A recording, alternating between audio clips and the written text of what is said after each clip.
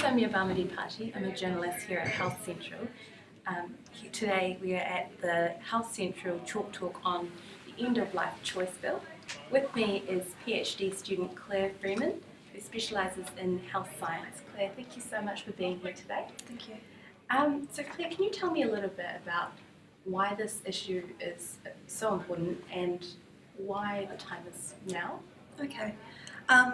For me the issue is really important because it's a very personal issue. I was very pro-assisted suicide about 3 years ago, and I was actually exploring assisted suicide overseas.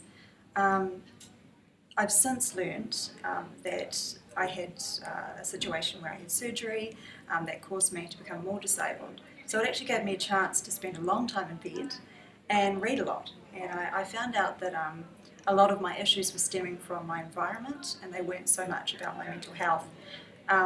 I was getting a lot of rhetoric from health professionals that I should be exploring assisted suicide overseas. And that's from previous suicide attempts. I would go to a suicide outreach clinic, and that was basically what they were saying was, well, this is, if I was in your position, this is something I would be looking at. Now I sort of come from the position as somebody who has quite a big social media presence, and I talk to a number of what I would call vulnerable people who have my injury. I've got tetraplegia. I see a lot of people, especially younger people, and they have the desire to die because it is such a traumatic injury. But I know that we can move past that point, as I did. We just need that support, and currently a lot of people don't receive that support, as I wasn't receiving that support. So I know that there's a lot of people that would take up assisted suicide, and essentially it would, cut their life off when it's unnecessary, and they have the potential to go on to live these amazing, beautiful lives if provided the right support. So yeah, I just see the dangers, I guess, behind, the bill, really. And especially when they say, it's about choice. I think it's about choice for a very privileged group of people, and that choice is based on fear. And that's how I see it. So I'm just trying to stand up for the vulnerable people. Can you tell me a little bit about the rhetoric that you were getting from the doctors and the supports that you would have liked to receive instead? It was interesting because I never, not once did anyone say to me, are you sleeping?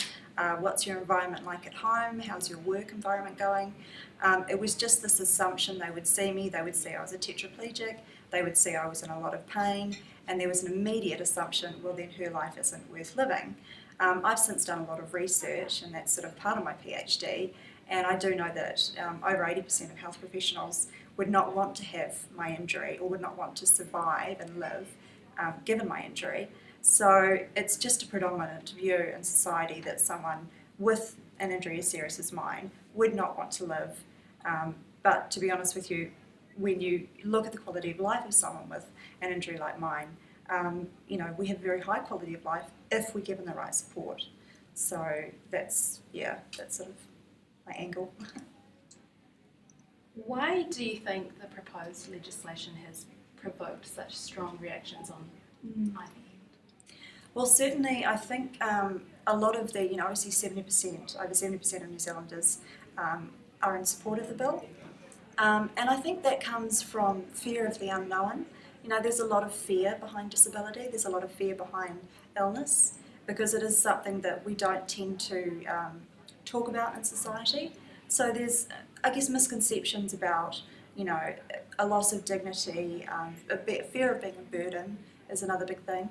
But as somebody who lives with this on a daily basis, I have the lived experience of all of these issues, and I can say, hey, it's not as bad as you think.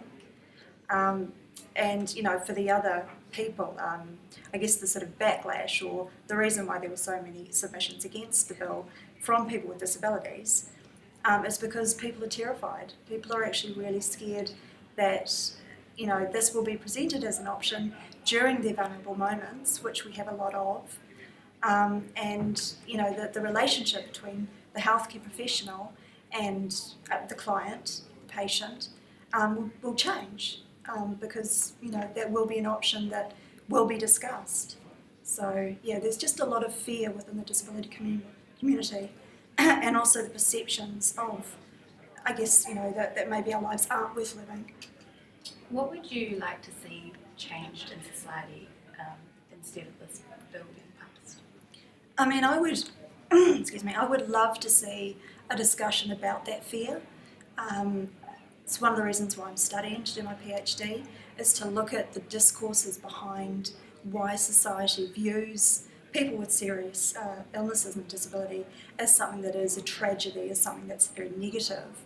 So I'd really like to see more of a discussion about why do we have this perception and what can we do to change that? What can we do to change that sort of paradigm shift of making this idea of disability into more of a positive thing. But also we need to acknowledge that, I hate to say it, in New Zealand we don't have the correct support for people with disabilities. So that's why a lot of vulnerable people potentially would end up choosing assisted suicide, because they may not have other options, to be honest with you, as I didn't, or I felt I didn't. Great, thank you so much, Claire. Thank you.